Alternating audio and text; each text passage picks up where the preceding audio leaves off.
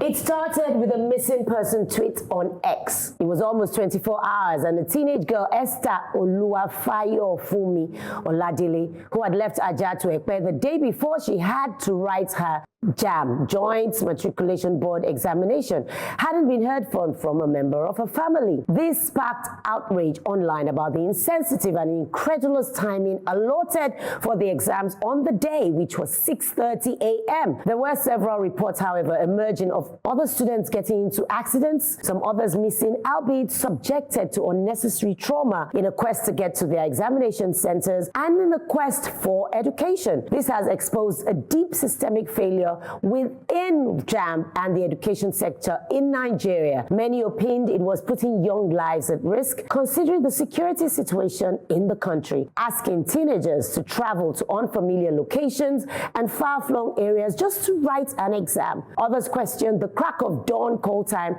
set for the exams. Are there not centers closer to the areas of abode? Does this sadly beam the searchlight on the fact that Nigeria doesn't have enough universities and exam centers to cater to its youth? Thankfully, the young girl has been found, and this was announced by the family on the same X app. The importance of access to education for our youth cannot be overemphasized, but it should not come at the expense of the loss of life. Who would have been responsible if the story was different? Education is not a luxury.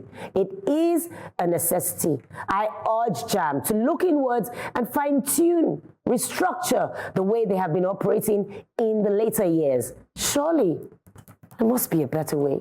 They definitely can do better to ensure that teenagers are not endangered just because they seek education. Yinka. Nice one, Kate, and thank you so much for drawing attention to this particular issue. I spoke with a friend. She's based in Port Harcourt on Friday, and we're just talking, casually. She said she was in the kitchen cooking, and that she needed to get out of the house 5 a.m. the next morning to go drop her daughter at the JAMB examination center. I thought she was joking, or maybe you didn't really hear her. Maybe I didn't hear her properly. I felt maybe she was mistaken.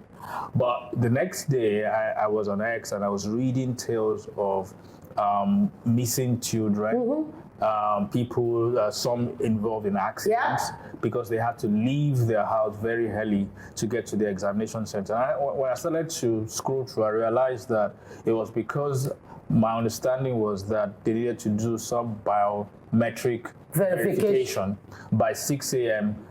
For the exam that will start at 8 a.m. Now, this is the problem here.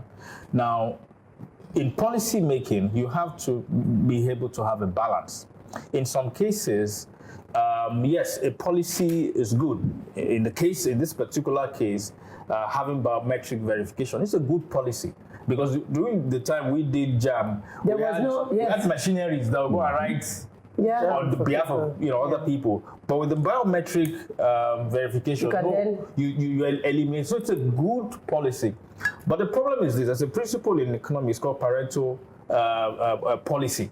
That is, a policy that you do now, that you put in place, must not benefit one group or one class and disadvantage another one.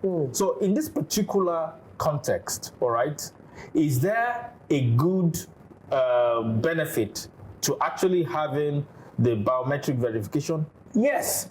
But does it bring a disadvantage? The answer is yes. Because if you, in a country where there's high security and all that, high insecurity, and parents and teenagers have to get out of the house very early in the morning to go and do an examination and all that, that's clearly a problem. Why can't you review that policy to make it easier and safer for these children to have this exam? So thank you for the advocacy. I hope that JAMB will listen to all the feedback and review this policy. They gave a weak kind of response online, but very weak and unnecessary. Yes, they said it's 6:30, not 6 a.m. Yes, Mr. Peter Obi did challenge them. I asked them what the difference was. Why they would do such a decision, and the handler said, I. You know, for a government institution, that was very bad communication. And said 6:30 as if it makes any difference. We always have this defensive mechanism we put up when government policy is challenged. I mean, people ask questions so that you can improve your systems, and feedback is very necessary. But we always just block our ears. Maybe it's hangover from the long years of military rule, but it's since 1999 we should have weaned ourselves off it. And it's very unfortunate that that's the best response we can get from JAMB. And the sad part is we also need to look at the admission process. How do you put a child's life, the child has only one opportunity to go to university in one calendar year. If they fail to take that biometric test, you have to wait till the next year. It's something we really need to pay attention to. But seriously, why can't universities just arrange their own entry examination? Why must it go? Why must it go to JAMB first? When is the university you want to go to? Sit their own exams that they set for you. I believe it's they want a unified. It's not unified. They want to eat money. Okay. Well, I mean, I hear you both, Yinka, Benga, and fantastic advocacy, Kate. Thank you. I think, again, it's because those in charge of these policies feel that they're insulated. They feel that I don't have any child here writing JAMB. Oh yes. You guys, you know, so they feel insulated. They can't relate. They can't. They're too distant from the realities on ground. And if everyone is talking about it and you're using I in response, it just shows that you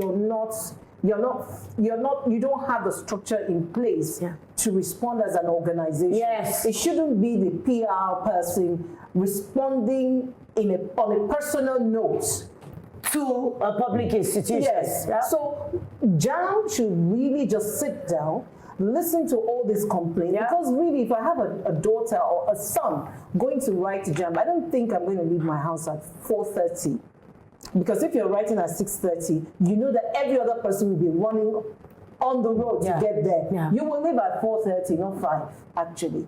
And given the general insecurity in the land, it is insensitive of JAMB to fix an exam for teenagers, because largely the people writing the exams are teenagers. So you're just endangering their lives. Some of them will be taking public transport. That is not okay. Some of them don't even have the luxury or the privilege of having parents that would drive them. Yes, they have to go on their own. And they. Well, Chet, you asked if you said there has to be a better way. Of course, there is a better way. Students and underprivileged in Nigeria are not meant to be comfortable. That is why we're having this. Because if you look at it, you asked if it's a hangover from the military, I don't know, but it's a culture of arrogance and lack of common sense. And this doesn't only happen with JAMB. Go to the airport, there's a presidential wing, VIP wing, and then for the masses. They know these things, that these things should be separated for people's comfort. But the underprivileged are not considered when it comes to this. Remember the immigration case where someone went to a stadium that had 24 gates and decided to use one gate and people died. Yes. Now you and go zero to consequence. You will go to an estate. Really? They will tell you we have the former minister responsible for that. Yeah, you will go to an estate. They will tell you, oh, we have 4 gates, but only one is open for security. What security? There's a reason why the architects or the engineers or the planners put 4 gates there. They will have 4 different access routes and different exits to make life easy. But no, common sense is completely. It must be hard. It must be hard. Because for me, it's just a culture of arrogance and a lack of common sense all around. JAMB, do better. That's all I can say. When our youth are put in the position where they are literally dying for an education, we may as well kiss our future goodbye.